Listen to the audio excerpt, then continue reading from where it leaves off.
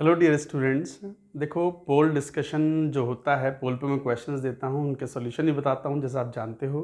तो आज हम लेने वाले हैं क्वेश्चन नंबर 96 से लेकर के 100 तक के क्वेश्चंस।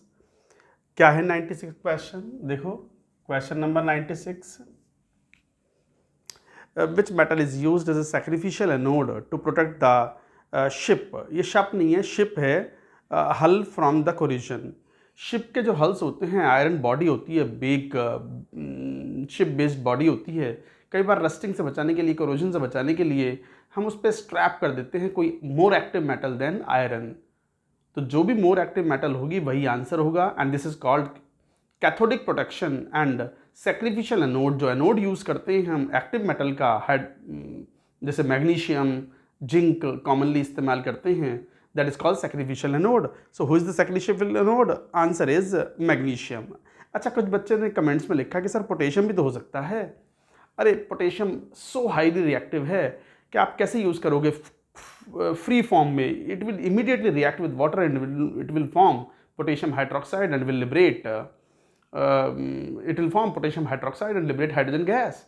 तो ये तो जिंदा ही नहीं बचेगा ना। तो ऐसा हो जो स्टेबल भी हो, तो कौन? Magnesium is the answer. तो आंसर डी, मैग्नीशियम। ये वेरी इंपॉर्टेंट क्वेश्चन है।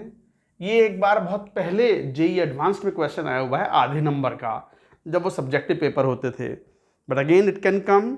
Now coming to question number 97, which does not undergo disproportionation in the basic medium. Iodine undergoes I minus plus IO3 minus. ये GIC जो general inorganic chemistry है, उसके lectures में मैंने ये बताया हुआ भी है। P4 ऑल्सो, ये तो बहुत ही फेमस रिएक्शन है। वाटर के प्रेजेंस में फॉस्फीन प्लस H2PO2 माइनस और साथ में SO2। नहीं, यही आंसर है। ये NaOH से जैसे रिएक्शन करता है बेस से, तो Na2SO3 बना लेता है, नो डिस्प्रपोर्शनेशन। बाकी रोम्बिक सल्फर एसेट भी NaOH के साथ अगर हीट करते हैं, ये भी हीट करने पे ही होते हैं सब रिएक्शन, ये रूम टेम्परेचर पे भी हो जाता है। So it will form sodium sulphide plus Na2S2O3।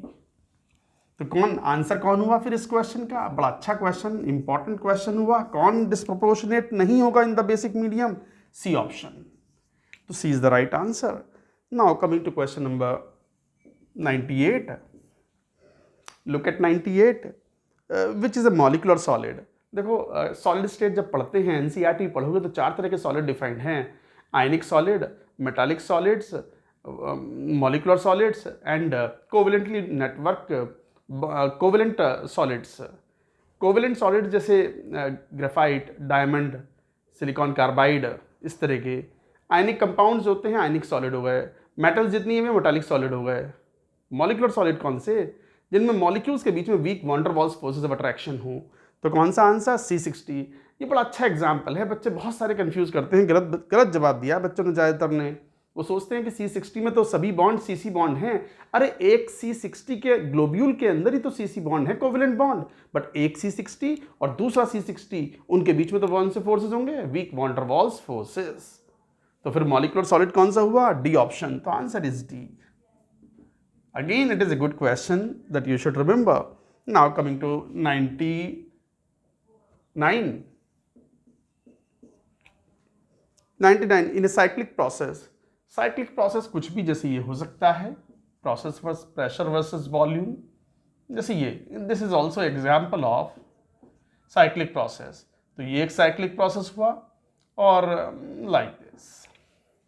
तो cyclic process ही तो है ये। work done can not be zero.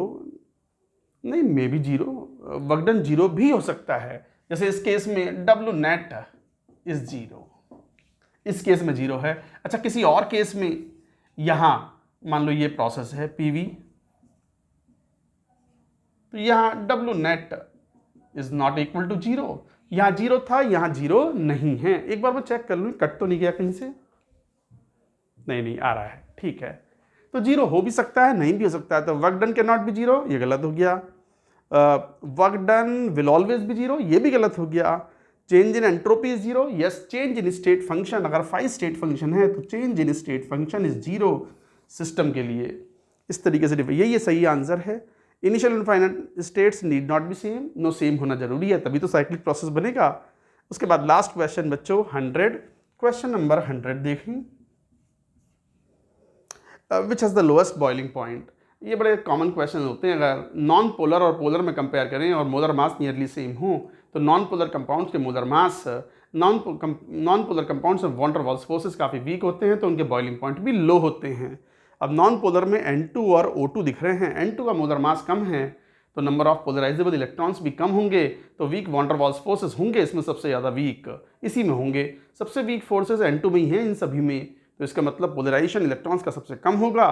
Forces of attraction जिन्हें वॉन डर वाल्स फोर्सेस बोलते हैं हम, वो वीकेस्ट होंगे, जैसे हम लंदन डिस्पर्शन फोर्सेस भी बोलते हैं, वीकेस्ट होंगे तो बॉइलिंग पॉइंट भी मिनिमम होगा, तो minimum boiling point should be for N2, so answer should be A. Correct बच्चों ने सही बताया ये, तो आंसर इज ए।